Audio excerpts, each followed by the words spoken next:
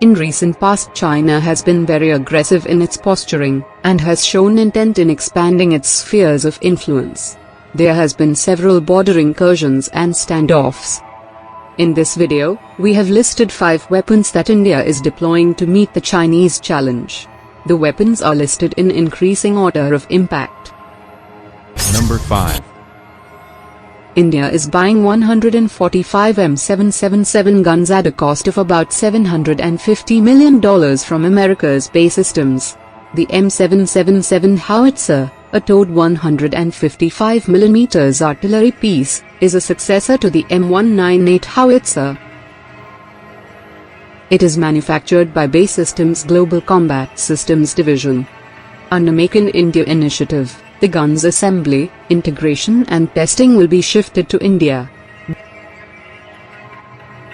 This is first major buy for the Mountain Strike Corps.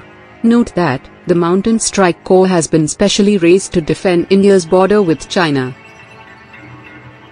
Artillery pieces don't get much limelight when compared to fighter jets or missiles, but are one of the most effective weapons in large-scale wars. They can obliterate armored regiments or infantry divisions, and can block the enemy from capturing territories. The M777 is designed with weight and size in mind.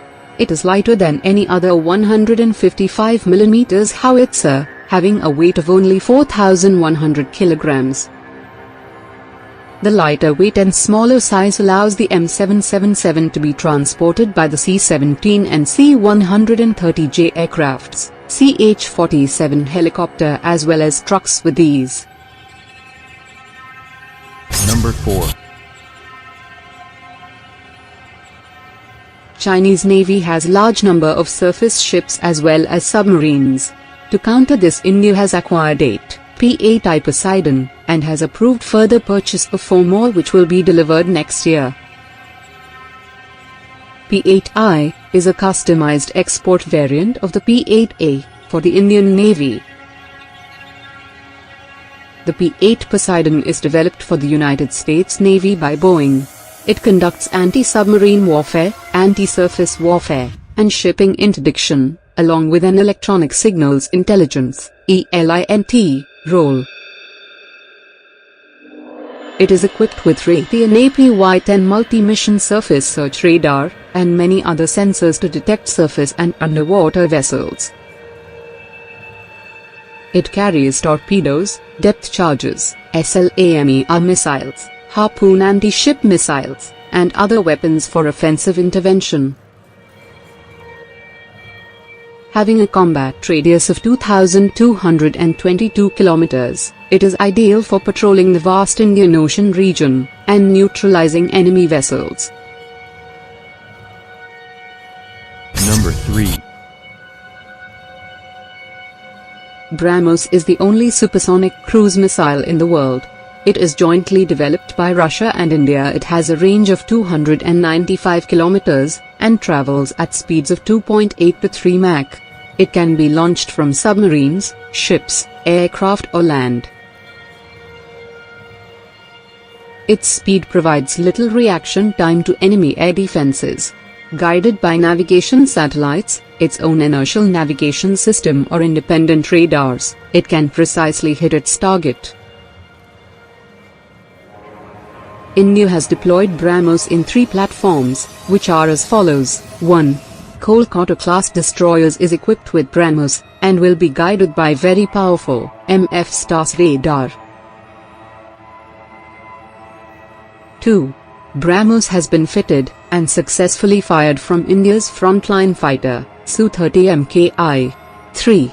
Army is inducting a regiment of land-launched BrahMos, in Arunachal Pradesh, along the China border. Chinese do not have a defense against BrahMos. There is only one defense system in the world, known to have high chances of defending against BrahMos, that is, Barak 8, which is jointly developed by India and Israel. Number 2. INS Arihant is the lead ship of India's Arihant class of nuclear-powered ballistic missile submarines. The 6,000-ton vessel was built under the Advanced Technology Vessel Project. It is India's first nuclear-powered submarine. Construction of 3 more submarines of this class is also underway. It has 4 vertical launch tubes, which can carry 12 smaller K-15 missiles, or 4 larger K-4 missiles. K-15 is a nuclear-capable submarine-launched ballistic missile with a range of 700 kilometers. K-4 is an intermediate-range nuclear-capable submarine-launched ballistic missile having an effective range of 3,500 kilometers. India currently possesses the ability to launch nuclear weapons from land and air. Arihant, armed with K-series missile, will complete the nuclear triad with the capability to launch nukes from sea. This way India will have a very reliable second strike capability and deter China from any misadventure. Number 1. Agni-5 is an intercontinental ballistic missile developed by the Defence Research and Development Organisation, DRDO, of India. Though the reported range of Agni-5 is 5,800 kilometers, it is widely believed that Agni-5 has a range of 8,000 to 10,000 kilometers. Even with stated range of 5,800 kilometers, it can hit most parts of China.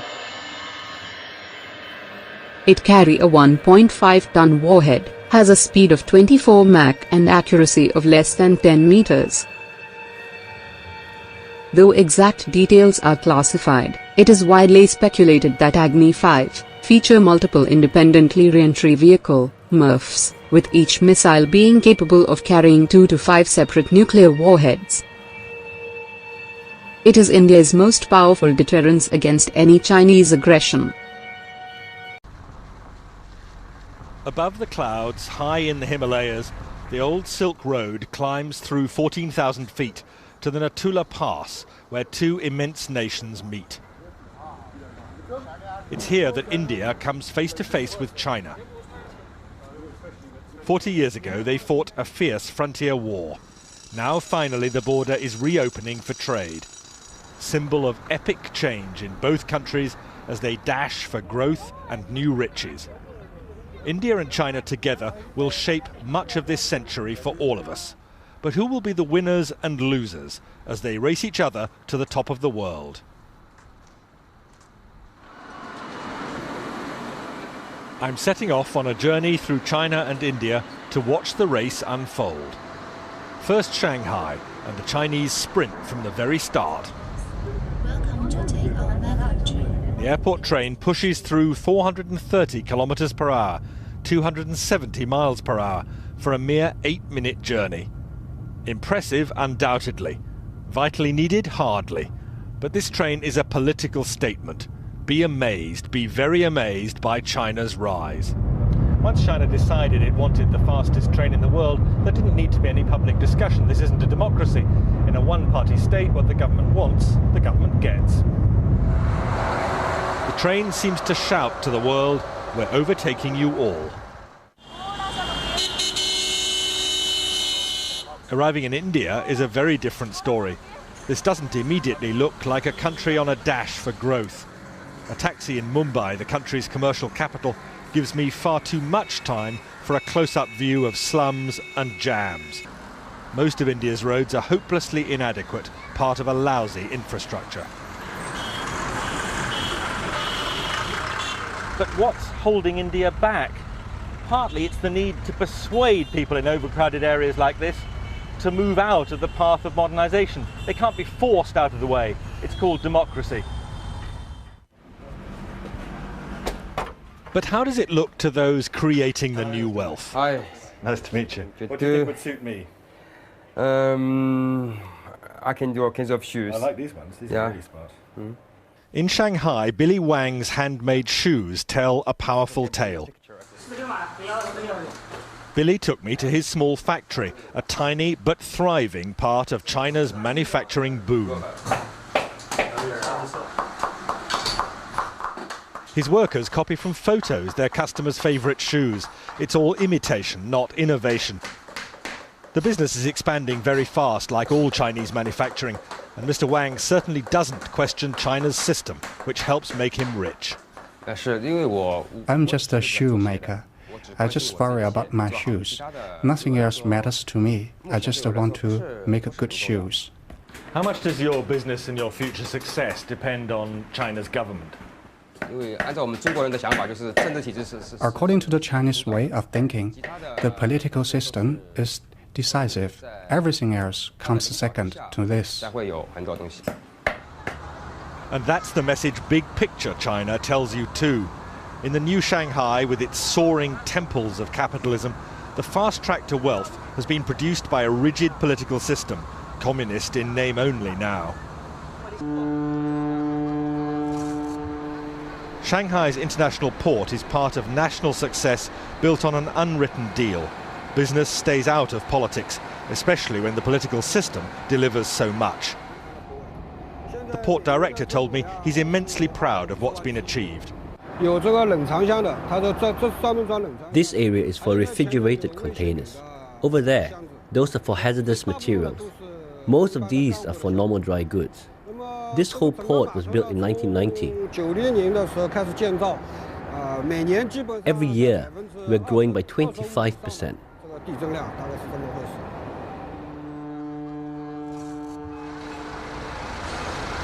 More than that, it's largely one-way traffic here. China doesn't buy much overseas, but produces vast quantities of goods for sale. China's achievement is simply staggering. Single-minded, one-party government making clear decisions which mean that China dominates the export world. It's staggering to watch this. Containers coming on and off ships simultaneously, most of them coming into China empty, most of them going out crammed with Chinese exports. This isn't something that should worry just India, it worries economies across the world. A huge trade imbalance. Basically, we have a lot of construction going on right now just before the monsoons. But in India, young risk-takers are not dismayed by China's success. The story of Tarun Tadani in Mumbai is typical. All our designs are basically finalized. Tarun is a man in a hurry to share in India's consumer boom, happening now. Tarun, still only 22, cut short studies in America to create this fashion accessories business. And the emphasis here in his design room, unlike China, is on innovation, not imitation. Here is all our new production. Next door in the workshop, a small team churns out low-cost fashion accessories for eager buyers among India's spreading middle class. Tarun insists India's cheap labour, combined with superior design skills, make a winning formula. We never copy directly. We spend so much time, consistently trying to make new products, new designs, new things out there, finding new trends, just keep developing in new styles. So is this an exciting time to be doing business in India? It's an exciting time because you can see things happening, India is moving very fast, but it's like a boat. But if we can sail or we can even sink. I can't speak for the future, but I can definitely say it is definitely bright. It's a good path, and I think we are on the right track. And big picture India? Well, that stress on skills drives heavy industry too. Here at Mukand Steel, they can't compete with China's bulk bog standard production. Instead, they make only high-value specialist steels, meeting Europe's most exacting standards. I'll tell you, life does not get hotter than this. At the heart of a steelworks in India, midsummer, it's almost unbearable.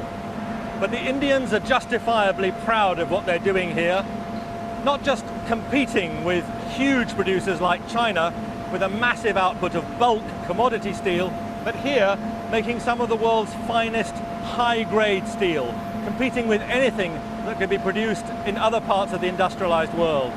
Most of this steel meets India's enormous demands, but also goes for export. This is an area of heavy industry where India sees opportunities for massive growth over the next 10 or 15 years, and where the Indians are convinced they have a huge edge over China. Outside, away from the intense heat, I hear some fighting talk from the marketing director. India can catch up and then overtake China. And I don't think China can sustain this kind of high growth rate here for next 3 to 5 years. Is India While going to India's growth rate for last year was 8.5% GDP, the current year has begun with 9.5% in first 2 months. And I think as we go along, we see acceleration of the growth rate as all the industry segments are.